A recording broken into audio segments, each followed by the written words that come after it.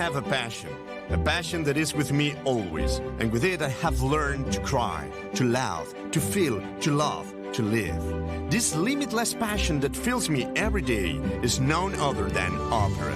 A passion where I have always found the answer I seek. A passion that has given me everything, and one that I need and want to share with all of you, because opera is life, and sharing is the best there is. Today in Paris, in the city of light, an opera for everyone out there looking for love. For all of you hoping to find someone to love and someone who loves you, this is your opera.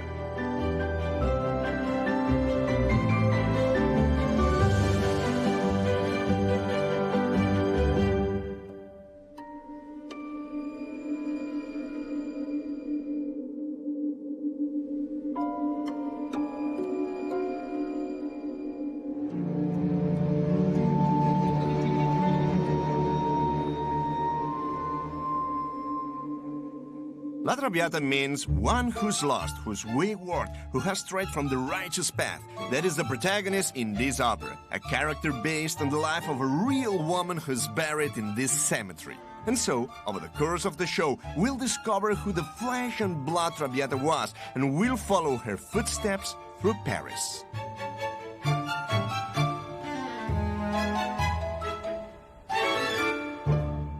Behind me is the grave of a high-class courtesan that all Paris knew as Marie Duplessis, but who Alexandre Dumas called Marguerite Gautier and who Giuseppe Verdi called in his opera Violetta Valerie.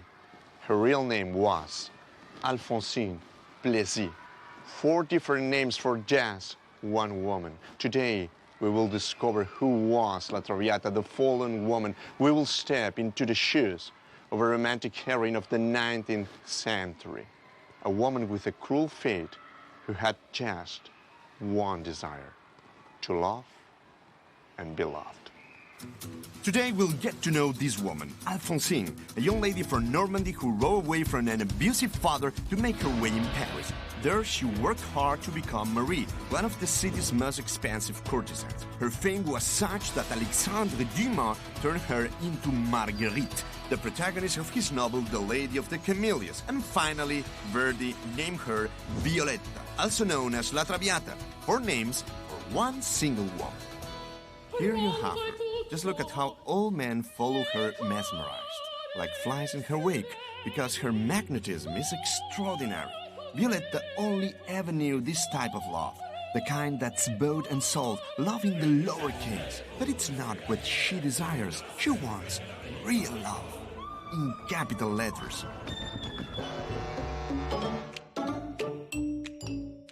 This wonderful opera was an utter failure on its opening night. The audience didn't like what they saw up on stage whatsoever, and not just because of the music.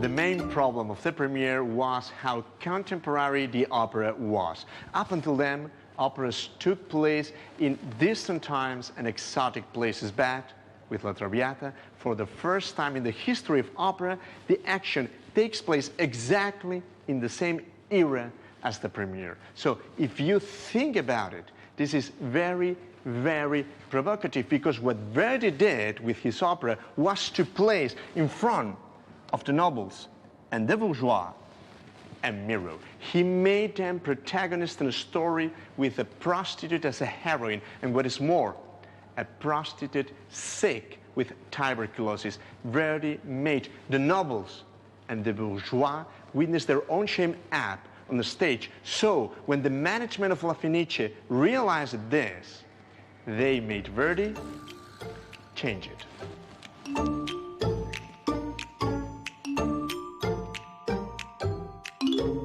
Verdi had to yield to the pressure. Take a look. This is the poster for the premiere at La Fenice in Venice. And if you take a closer look, underneath the title of La Traviata are the words Parigi e sue vicinanze nel 1700 circa, set in Paris and the surrounding area circa 1700.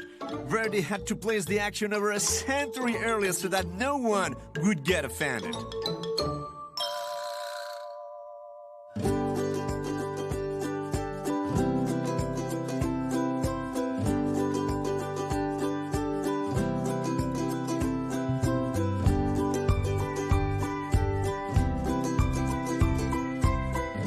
La Traviata is a record-breaking opera. It's the most frequently staged opera in the world with over 400 performances a year. For the last 150 years, not a single day has gone by without someone singing it somewhere in the world. Bonjour. Bonjour. Boulevard de la Madeleine numéro 11, s'il vous plaît. Entendu. Parfait. Another one of La Traviata's record is how quickly it premiered. Where do you know the story of Alphonsine Plessis the very day he saw the stage play that Dumas himself had adapted from his novel? He was absolutely fascinated by the character and went to work. Only one year went by between he saw the stage play and the premiere of La Traviata. Hold on, you will see what I mean. Est-ce que je peux écrire quelque chose dans le vitre? Oui, bien sûr. So look, Alphonsine Plessis died in 1847. Dumas published his novel in 1848. In 1852, he premiered the stage play, and Verdi premiered La Traviata in 1853. So that's pretty amazing, because if you think about it, what people was setting up on stage had just recently happened. Everyone knew who this woman was, and even more likely was that some noble sitting at the Paris Opera had shared her bed. Alphonsine's lovers include Roger de Beauvoir, a well-known French writer at the time, and the Count de Périgord, a noble who went so far as to sell properties to pay her high price, and many others like the Duke of Ramon and the Count von Stackelberg, all rich and powerful men who passed through La Traviata's bed.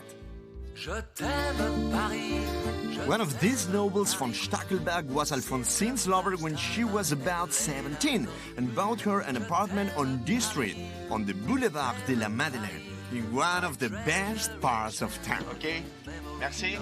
Au revoir. The Boulevard de la Madeleine, look. And it was this very house, number 11. It is exciting. Let's see if I can enter what was Alphonsine's actual home. She lived on the mezzanine, on the first floor. 150 years have gone by. I wonder, who lives in this apartment now?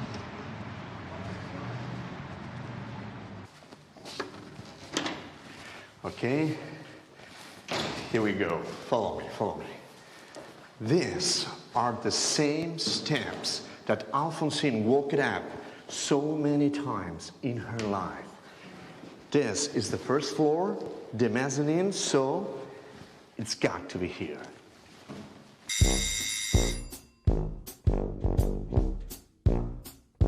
Bonjour. Now, where there are computers and desks, once there was champagne, music, parties, and sex. 150 years later, Alphonsine's apartment has been turned into a functional office. The best parties in all of Paris were thrown in this apartment. Parties that la crème de la crème of Paris high society attended, the finest in France.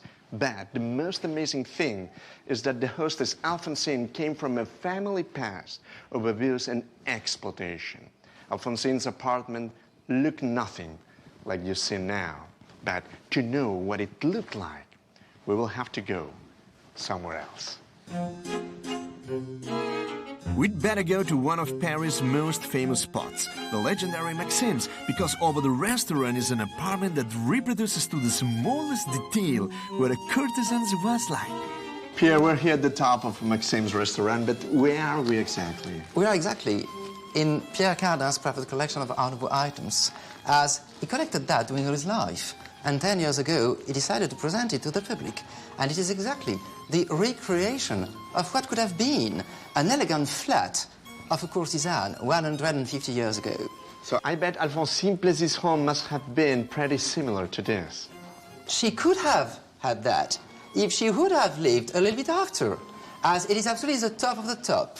And of course, she would have the top of the top. Because who was exactly Alphonsine Plessis? Alphonsine Plessis was what we call a courtesan. A special, a very special kind, a very high-level courtesan. Among his lovers, there were dukes, there were very, very important people, many celebrities too, right? It's not only a question of celebrity or rich people. It's also a question of social place and social level, as it was very important to choose very carefully the lovers. Can we say he was a very beautiful woman? It's difficult to say that, because, of course, we just have a portrait. But she was exactly at the top of the moment. That means that she was very pale, and she was so young. She was just 17, and she had the hair very symmetric, exactly the top of the fashion. And she had everything to fascinate people. And what exactly the romantic heroine that Alexandre Dumas first and then Giuseppe Verdi in his opera portrayed? She was the symbol of that for many reasons. She died so young, she died so beautiful, she died so at the top. So she is just the Lady Diana of the 19th century.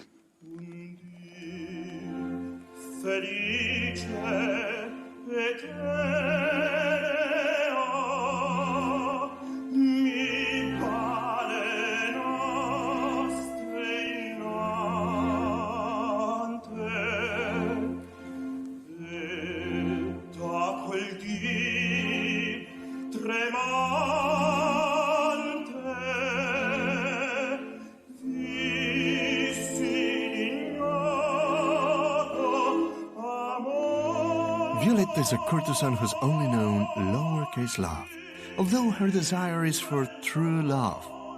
And then, this man appears in her life, Alfredo Germont, who declares his love for her. Alfredo loves her for who she is, not because he can buy her. Alfredo loves her in capital letters.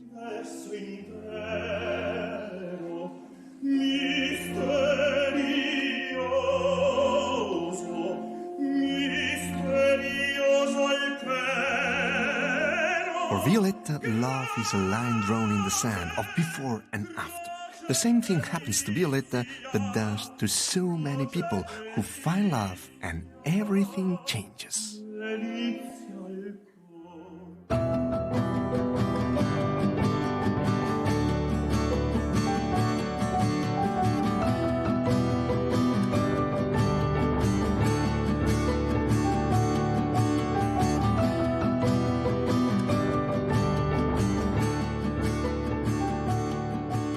Quel est votre nom? Sarah. Sarah.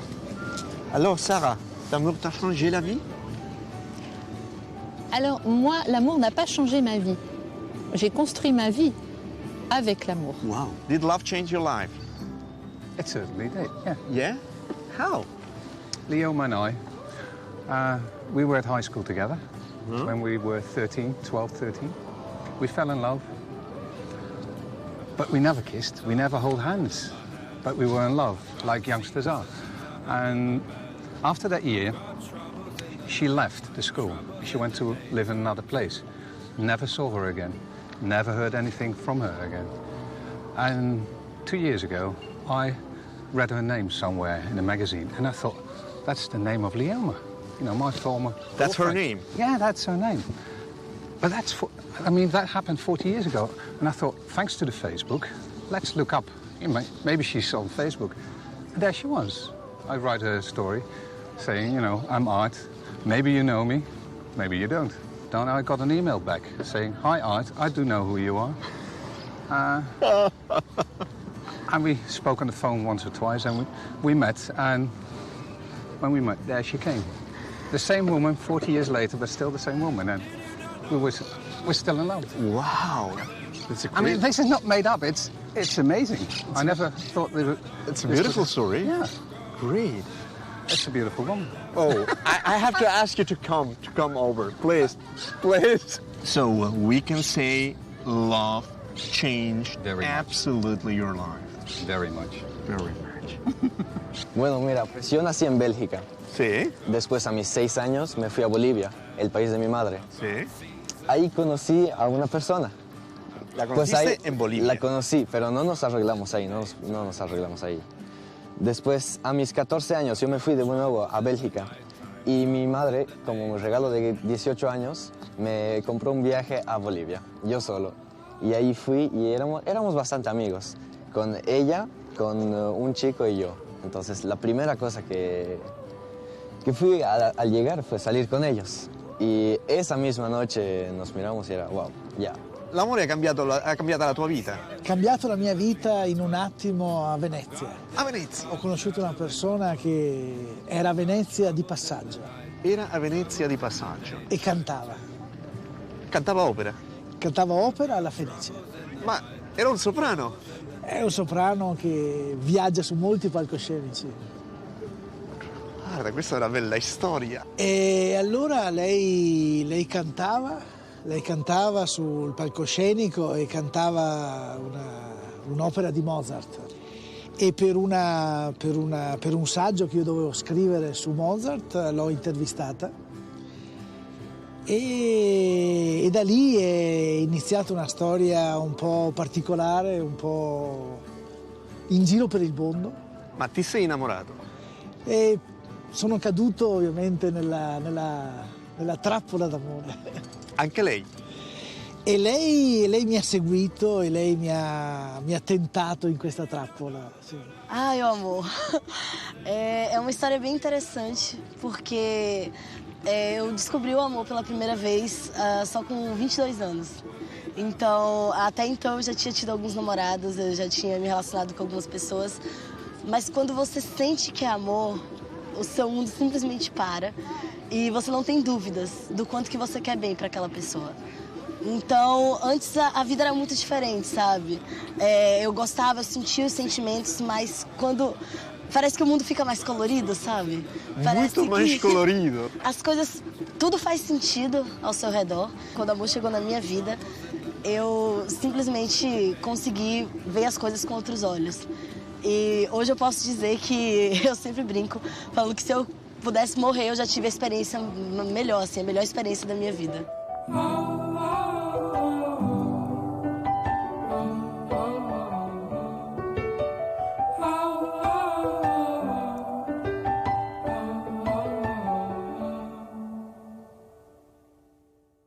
Boris, ¿qué tal? Pues muy bien. ¿Cómo estás? Pues encantado. Oye, no sé, preguntas que hacemos con esta D gigante aquí. Es verdad, muy grande. Que es la D del deseo de Violetta. Ok.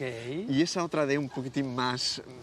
Mediocre. Mediocre. Sí. Es su destino. Oh, es su destino. Ya. Entonces, siempre he pensado que La Traviata es un melodrama. Totalmente. Entonces, el mayor de los melodramas. Entonces, ¿cómo podríamos explicar en 2 palabras para que todo el mundo lo entienda qué es un melodrama? La vida misma. Sí, porque es lo que es. El melodrama es una manera perfecta de entender la vida. A través de una grandísima emoción y de una grandísima lucha que estableces tú como individuo contra el mundo, que siempre está en contra tuyo.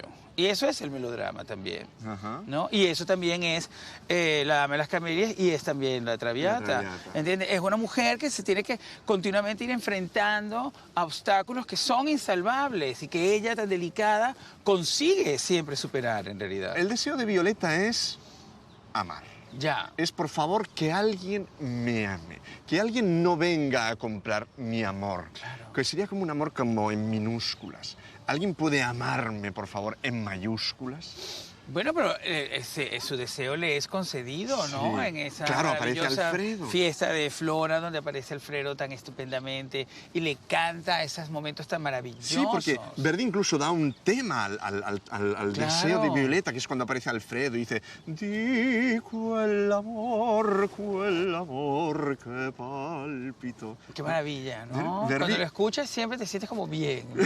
Exacto. Yo siempre pienso, a veces pienso que hay una similitud entre La Traviata y Singing in the Rain, que son 2 espectáculos que siempre te hacen sentir bien. Entonces yo sí creo que ella, su deseo le es concedido. ¿Le es concedido? Claro, lo que pasa es que evidentemente luego se tienen que enfrentar a una gente muy mediocre y muy desagradable, como toda esa gente que está alrededor de Alfredo. Si el mundo fuera Team Alfredo, Team Violeta, evidentemente el Team Violeta es muchísimo mejor Claro, que el Team Alfredo. muchísimo más atrayente. Hombre, el Team Alfredo son unos moralistas, una gente horrenda, vestida espantosa, negra, oscura, ¿entiendes? Mientras que el Team Violeta es pues una gente cosmopolita, viajera, divertida, ¿no? Que organiza una fiesta en media hora, ¿entiendes? Porque el amor que se muestra en La Traviata es un amor de una cosa que yo creo que tú sabes mucho porque has escrito mucho sobre esto. Es un amor muy de melodrama. El encuentro de ellos en la fiesta de Flora, esa locura de balcones, de irse cantando esa famosísima aria así separado entre espacios, como generalmente se monta, solo el melodrama te lo puede explicar. ¿Entiendes? Porque no es verdad, no te enamoras así, el amor en la vida real no surge así, pero te gustaría que te surgiera así también, que fuera tan cinematográfico, tan operático, como le pasa a ellos. Y por eso yo creo que en efecto, yo siempre creo, o sea, yo cada vez que la veo, yo sí me creo que Alfredo se ha enamorado de ella y que es un verdadero amor y ella también. ¿Hablamos del destino? Vale, muy bien. Vamos a hablar del destino. Me encanta.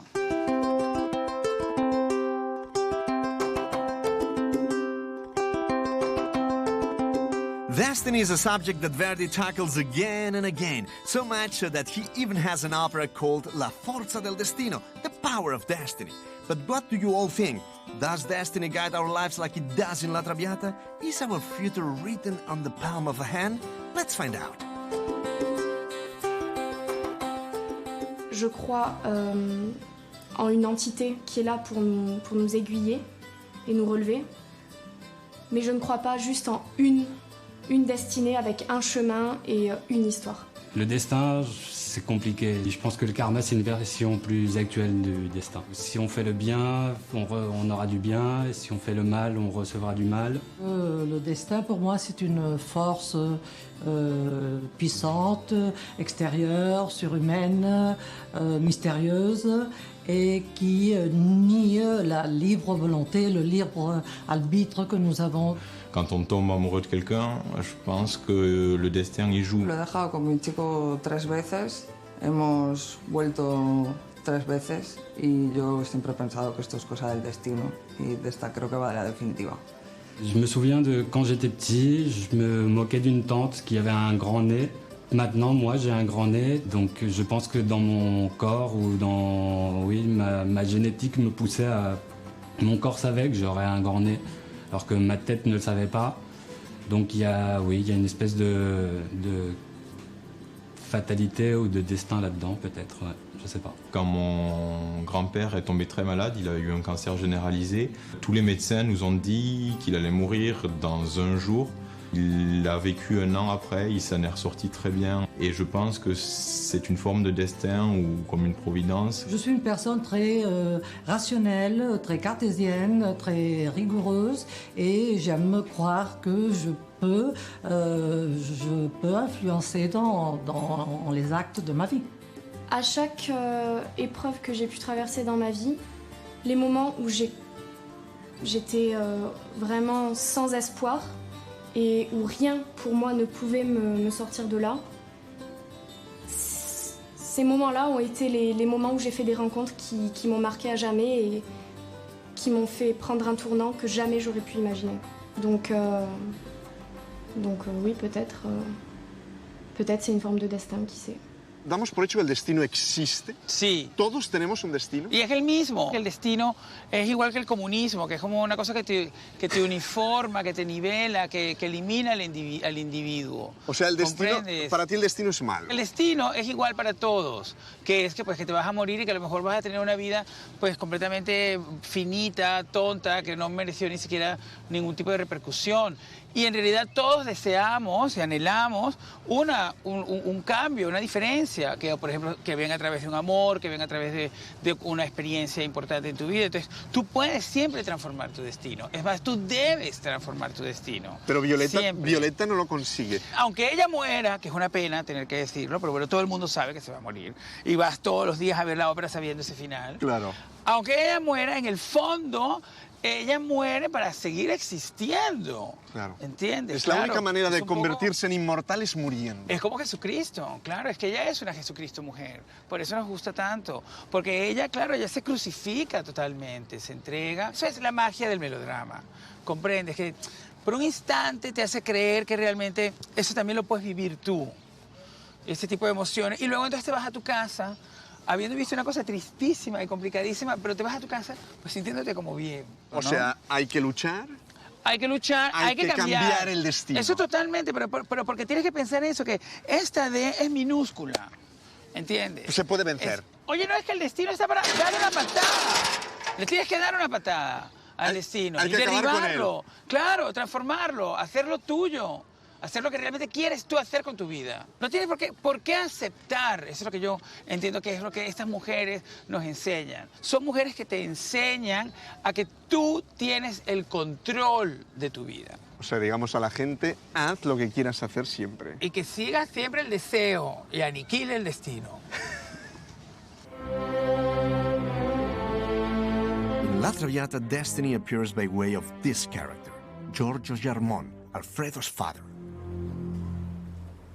Damigella Valerie, son io, Alfred il padre in me vedete. His role is key, because when Violetta has fulfilled her desire, when she has achieved love in capital letters and is living with Alfredo, the Senior Germon will ask her to leave him, to abandon him.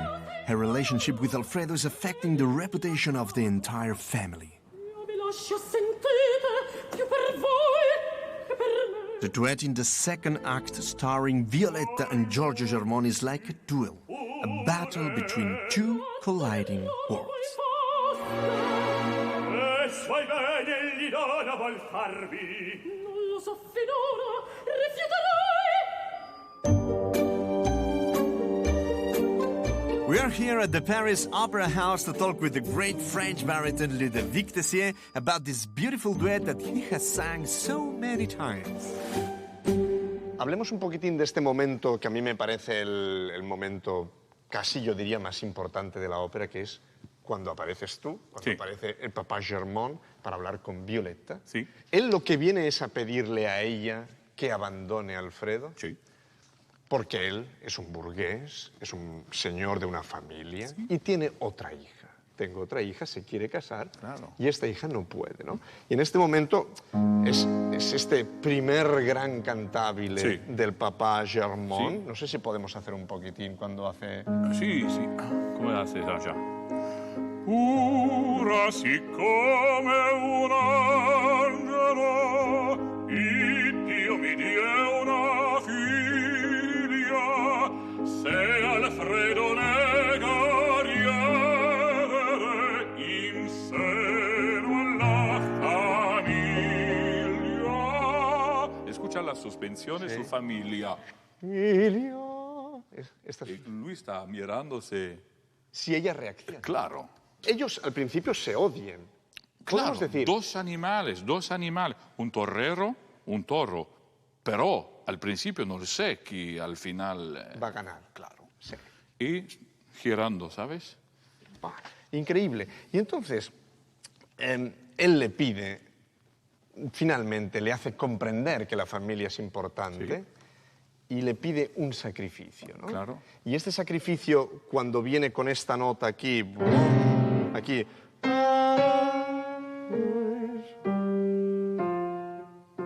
con un acento grande, como tú lo haces, es grave. ¿Por qué? Porque Verdi, para mí, tiene a mostrar que el padre empieza a entender, ¿no? que el sacrificio es un sacrificio verdadero para sí, ella. Porque ella ama a Alfredo, claro, entonces es un gran claro. sacrificio para ella. Él está pensando, ¿no? Joder, tenemos un problema. ¿Por qué? Porque es un amor. Sí. Porque verdadero. hay un amor de verdad, ¿no? Claro, y un amor no se puede parar. Exacto. Y entonces él... Y el padre dice, ok, entiendo yo. Tú quieres, Alfredo, pero no hablo de tu amor, hablo de la vida, la edad, ¿cómo se dice? Sí, Las arrugas. Arrugas. Y es cuando canta este cantabil tan bonito aquí, ¿no? Sí. Quando le vedi il tempo avrà fugate via presto il tedio sorgere che sarà l'or pensate per voi non avran balsamo. Increíble. Sí. Está usando una palabra muy dulce, bálsamo. Un bálsamo, ¿sabes? Sí, las mujeres con las cremas. Sí, un bálsamo. Está usando la palabra, l'élixir de jeunesse, c'est fini. Y él contesta, es vero. Increíble. Sí. Pero ella finalmente se da cuenta de que esto es así y acepta el hecho de dejar a Alfredo. Sí. Que es un gran sacrificio para ella. Sí, porque Violeta no es Alfredo. Violeta conoce muy bien la vida, muy bien los hombres. Y el padre, ¿qué dice el padre? Oh, finito el sueño. ¿Cómo se dice? Reveille tu svegliati, ¿no? Sí, te tienes que despertar de tu sueño. ¿Te recuerda la vida 2 meses antes? Sí. Es la misma, ¿eh? Sí. Y después va y dice, piangi. Sí. Esta música increíble. Piangi,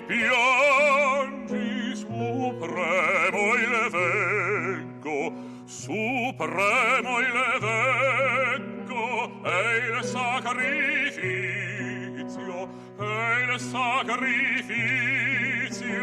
ora ti chieggo, sento nell'anima già le tue pene, coraggio indomabile tuo cuore vincerà, ed il cuore vincerà.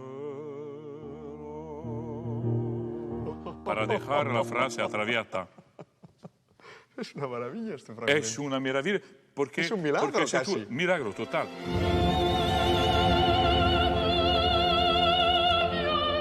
The elder German has left. Violetta, victim of a cruel fate, must abandon Alfredo. And she does so with a marvelous piece of music. Listen. Amami Alfredo.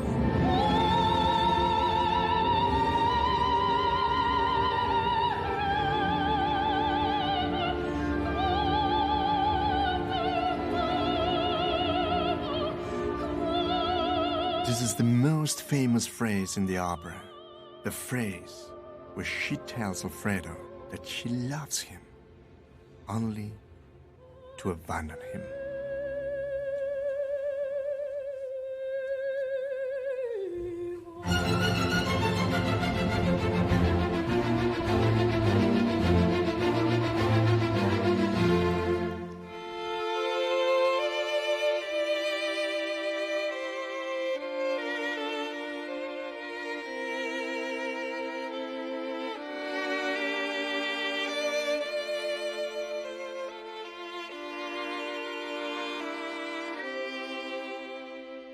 In the end, what happens to La Traviata can be summarized in one graph.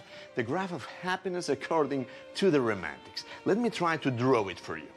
First, I draw this axis here. This is the axis of La Traviata's, of Violetta's life. From 0, from her birth, to 23 years long. And this other axis here, this is the axis of happiness. From 0 to, let's say, to 10. Okay? The life of any one of us would have its ups and its downs, times where we have been more or less happy. But what happens to La Traviata? Look at this. She starts here down, very unhappy, with a childhood of abuse at the hands of her father. After this, she worked hard in a factory trying to make her way, absolutely unhappy. With 17, she comes to Paris and she starts her life as a courtesan. A life full of parties, full of love, full of luxury, but an empty life. So she is still here. But at 22, Alfredo appears and she starts to think that love is possible. So the line of happiness starts to rise. Here, they fall in love. So what happens to the line? The line rises up as high as it can, till 10. So she is absolutely happy. For the time she is living with Alfredo, 1 month, 2 months, she is absolutely happy. But then, here, suddenly, Papa Germont appears, the father of Alfredo. And what happens? The line goes back down to 0. And after 1 month, she dies of tuberculosis. So she died at 23. But if you look at the graph, you see that she was somehow already dead. The only time she lived was the time she was together with Alfredo. This time here, the time she was able to love someone, the time she was able to be loved by someone. So what is trying to say as Verdi with La Traviata? That if we don't love someone, if we are not beloved by someone, we have not lived. La Traviata dies of tuberculosis, the disease that was lashing Europe at the time, the so-called White Plague. It wasted the body away and left the person extremely thin, pale, and with flushed cheeks. And although it sounds macabre, this ghostly appearance became fashionable. Many romantic heroines were made up following this model of beauty. And not just that, great artists like Chopin, Paganini, Keats and Chekhov died from tuberculosis. It was an illness linked to sensitivity, to rebelliousness, to spirituality. That's why so many artists touch on it in their works, like Verdi did. At this very moment, while we are taping this show, one of today's best Traviatas is acting at the Paris Opera House, Diana Damrau. Diana, du bist die Traviata vom 21. Jahrhundert, kann man das so sagen? Es gibt sehr, sehr viele Traviatas. Aber du bist doch eine. Gut, natürlich, ja. Ich habe sie auch an der Met gesungen und ja, an der Scala zum Verdi-Jahr. Und jetzt auch hier in Paris mit der Neuproduktion ist es ganz wunderbar. Ich bin ganz, ganz froh. Ja, und was bedeutet für eine Sängerin, für eine Sopranistin, diese Partie zu singen? Weil es eine sehr... Ich denke, es ist eine Traumrolle für jeden Sopran mit Agilität, mit Leichtigkeit und Koloraturen in der Stimme. Aber sie verlangt natürlich auch große Dramatik im 3. Akt und große lyrische Bögen im 2. Akt. Das heißt eigentlich alles, was eine Belcanto-Stimme hergeben kann. Ja, und was könnte man sagen über die letzte Arie, Addio del Passato, die so... weiß nicht, wie ich diese Arie beschreiben soll, so dramatisch, wo sie sich so alleine fühlt und fängt mit diesem Addio del Passato. Es ist kein Selbstmitleid, das sage ich gleich. Ich glaube, davon bin ich überzeugt. Sie hat kein Selbstmitleid. Nee. Sie sieht, es ist ein Monolog, es geht in ein Stammeln über, wo sie dann sagt, ja, das wäre mein Schutz und das wäre mein Trost. Und dann wendet sie sich zu Gott, lieber Gott, bitte hilf mir doch, nimm mich auf. Ich bin vom Weg abgekommen. Sie hat den Weg der Nichtliebe eingeschlagen. Sie wusste, dass sie da keine Freunde und niemals Familie und nie ein normales Leben haben kann. Sie hatte andere Dinge.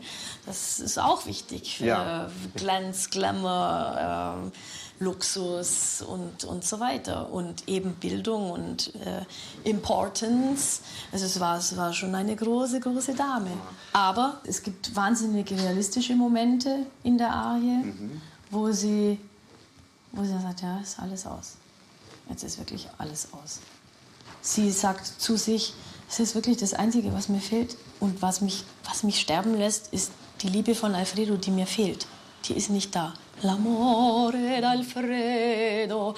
Und dann kommen die großen lyrischen Bögen und die große Liebe, das große Schwingen.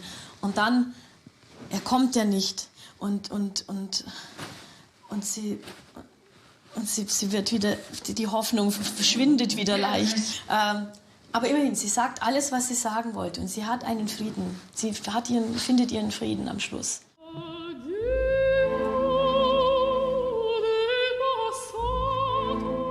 At the end of the opera, Violetta is alone in her apartment and she sings her aria Addio del passato. With this aria, Violetta bids farewell to life. She's aware that it's all over, that her past will never return.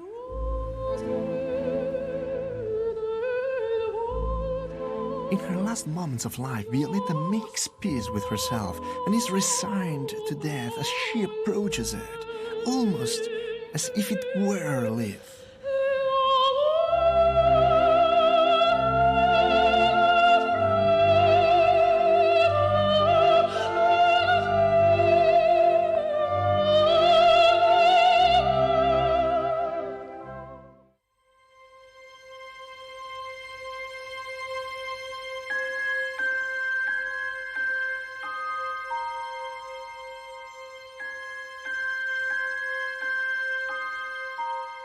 Alphonsine Plessis was buried in a mass grave, but 2 weeks later, two of her lovers paid for a great funeral in Paris. The great British writer Charles Dickens was there and said, "One could have believed that Alphonsine was Joan of Arc or some other national treasure. So profound was the general sadness.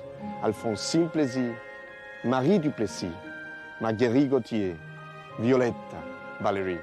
4 names for just one woman, a magnificent woman who only wanted one thing, only one thing, to love and be loved."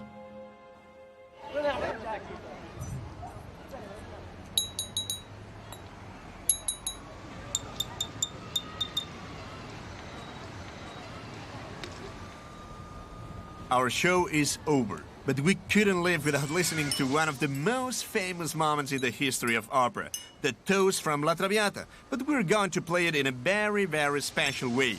We have tuned these champagne bottles, filling them with water, and we have spaced them out at the perfect distance for playing this wonderful waltz in the heart of Paris. We're going to have a little fun.